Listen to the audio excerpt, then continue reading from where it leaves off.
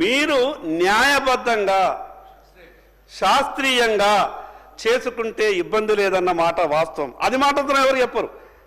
అయితే అధ్యక్ష, ఎస్సీ వర్గీకరణ మీద కూడా సుప్రీంకోర్టు ఈ రకమైనటువంటి జడ్జిమెంట్ ఇచ్చింది. తర్వాత సరే మీరు ప్రత్యేకమైనటువంటి స్పెషల్ అడ్వకేట్లను పెట్టిండ్రా, ఇంకేం చేసిండ్రా, కేంద్ర ప్రభుత్వం అఫిడవిట్ వేసిందా, రకరకాలుగా ప్రయత్నాలు జరిగినాయి. చివరికి సుప్రీంకోర్టుని కన్విన్స్ చేయగలిగినాము. ఎస్సీ వర్గీకరణకు అనుకూలంగా తీర్పు వచ్చింది. అయితే అధ్యక్ష ఇంకోటి అధ్యక్ష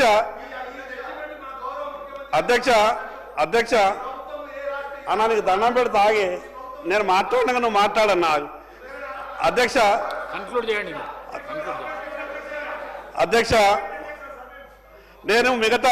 నేనేమన్నంటే మా పొన్నం ప్రభాకర్ అని ఏమంటాడంటే, వేరే ఏమీ మాట్లాడకుండ్రి, మీరు దీని మీద మాట్లాడేసి వెళ్ళిపోండ్రి అని అన్న మాట్లాడే ప్రయత్నం చేస్తాడు. నేను ఎందుకు ఇవన్నీ చెప్తున్నానంటే అధ్యక్ష, మాకు జరిగినటువంటి బాధలు మీకు తెలవాలి కదా. మీకు తెలుస్తేనే కదా ఈ రాష్ట్రంలో ఉన్నటువంటి నా బీసీలు కూడా ఒకసారి ఈ జరుగుతున్నటువంటి బాధలన్నీ కూడా చూడాలి కదా. సుప్రీంకోర్టు పదే సుప్రీంకోర్టు అని చెప్పి తప్పించుకోవద్దు అని మాట్లాడుతున్నా.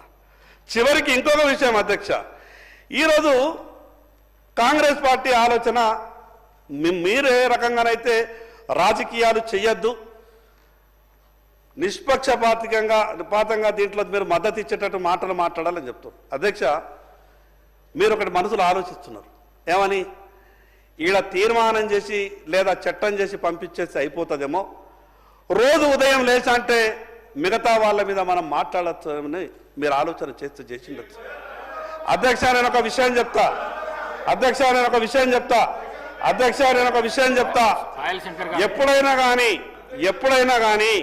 ఎప్పుడైనా కానీ ఒక మంచి పని చేసేటప్పుడు కొంత పాజిటివ్గా ఆలోచించి ముందుకు పోండి.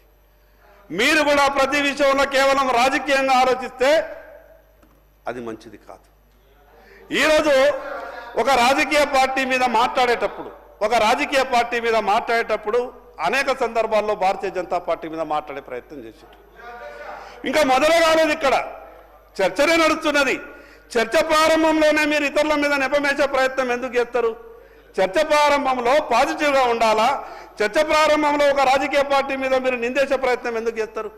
అధ్యక్ష, ఈరోజు చేస్తున్నటువంటి ఈ యొక్క రాజకీయ బీసీ రిజర్వేషన్కు స్థానిక సంస్థల ఎన్నికల్లో దీనికి మేము ముందే చెప్పినాం, తప్పకుండా ఇది బీసీలకు న్యాయం జరగాల్సిందే. మేము దీనికి మద్దతు ఇస్తున్నాం. ఎక్కడా కూడా మేము మద్దతు ఇస్తలేము అనేది కేంద్రంలో భారతీయ జనతా పార్టీ ఉన్నది, మద్దతు ఇవ్వాలని ఒక సభ్యుడు మాట్లాడతాడు. ఎట్లా మాట్లాడతారు అధ్యక్ష? అది ఎక్కడైనా మేము మాట్లాడితే మా మాట బీసీలకు సంబంధించిన అంశం, మేము మద్దతు ఇస్తున్నాం.